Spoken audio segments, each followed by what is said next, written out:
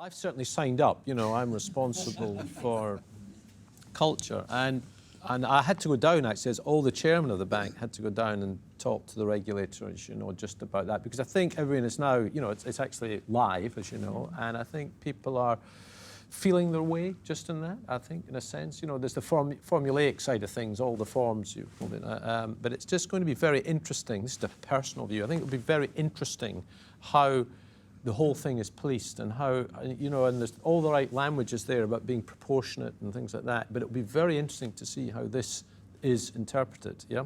And certainly I have seen a degree of nervousness from in many areas where, I mean, quite frankly, some people who would be very good at coming on, maybe as a non-exec or something, just simply don't want to.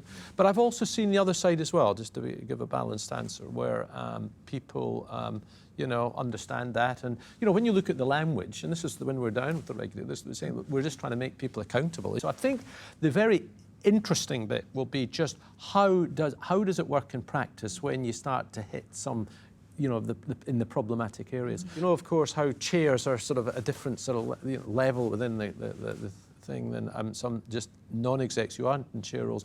Very interesting bit was just how, you know, audit chair, people felt, well, that's probably not going to be true. It's risk chair people were really concerned about in financial institutions, because that's as broad as it's long, covering indeed the subject matter today. So I think it's it will influence how, we don't really know, but the bull case is that in fact it is all administered and policed and regulated in a hugely sensible way, and it just helps the accountability and plays an important part indeed in this. The sort of the bear case is that, you know, it frankly prevents the right talent, yes, coming into the business, and in a strange way encourages has unintended consequences, you know, in terms of how one manages the business.